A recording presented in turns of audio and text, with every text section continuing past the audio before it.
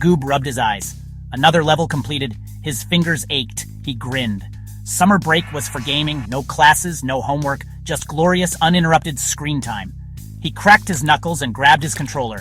Time for another Fortnite match. His headphones were his sanctuary. The outside world faded away. The only reality was the digital battleground. He moved with precision, a seasoned warrior in a land of pixels and polygons. His heart pounded. Victory was within reach. The last opponent fell. Victory Royale blazed across the screen. Goob leaned back, satisfied. He had conquered Fortnite once again, but a new challenge awaited.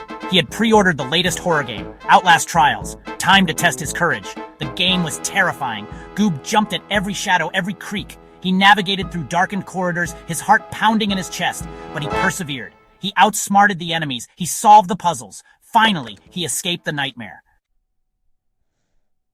Goob exhaled, adrenaline still coursing through his veins. He needed a break. The events of the past few hours had left him drained, both physically and mentally. He could still feel the tension in his muscles, the rapid beating of his heart. It was as if his body was on high alert, ready to spring into action at any moment. He reached for his phone. A shrill alarm blared, an Amber Alert. The sound pierced through the silence, making him jump. His hands trembled slightly as he picked up the device, the screen glowing ominously in the dim light. He squinted at the screen, trying to make sense of the message. The bright light hurt his eyes, but he forced himself to focus. The words seemed to blur together, but one name stood out. A picture of a man with a wild look in his eyes. The image was unsettling, sending a shiver down his spine. It was a face he recognized, one that had haunted his nightmares. The name below sent a chill down his spine. Gooby. Memories of their last encounter flooded back, each one more terrifying than the last. He could almost hear Gooby's maniacal laughter echoing in his ears. The alert warned of an escaped patient from Cranbrook Mental Asylum. The place was notorious, a name that struck fear into the hearts of many. Stories of its dark past were whispered in hushed tones. Gooby was considered armed and dangerous, prone to violence, seeking revenge. Goob's blood ran cold. He knew what Gooby was capable of, and the thought of him being on the loose was terrifying. He had heard whispers about Cranbrook, tales of inhumane treatments, of patients driven to madness. The very air around the place seemed to be thick with despair, a place of shadows and screams. The corridors echoed with the cries of the tormented, and the walls seemed to hold the secrets of countless horrors.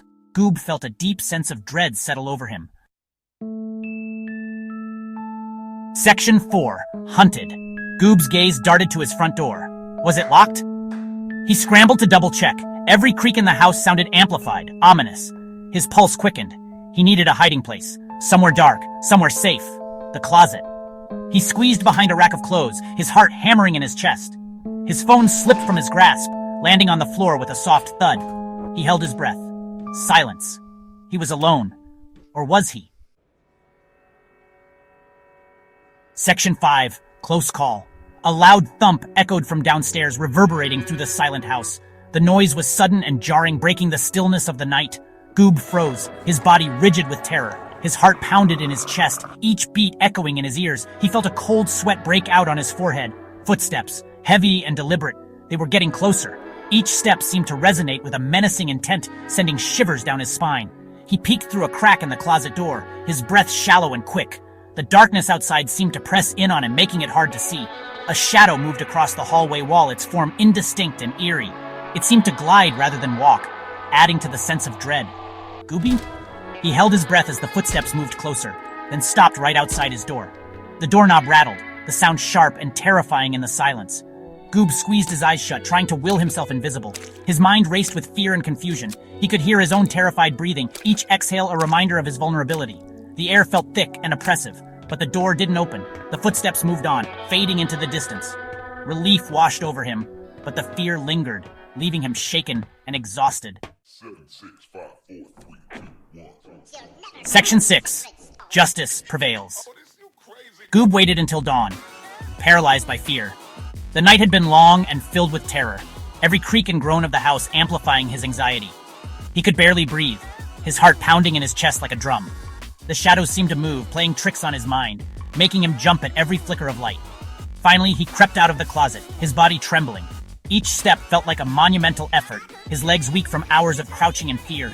He had to muster every ounce of courage to move, to leave the relative safety of his hiding place. He called the police, his voice shaking as he reported Gooby's intrusion. The words stumbled out of his mouth, barely coherent, but the dispatcher understood the urgency. He could hear the calm, reassuring voice on the other end, promising help was on the way. They arrived quickly, sirens wailing. Relief washed over Goob. The sight of the flashing lights and uniformed officers brought a sense of safety he hadn't felt all night. He watched as they moved with purpose, securing the area and ensuring his safety. Later that day, news came. They caught Gooby at the neighbor's house. The relief was palpable, but so was the shock. Gooby had been so close right next door, plotting his next move. The police had acted just in time, trying to steal a car. Goob shuddered.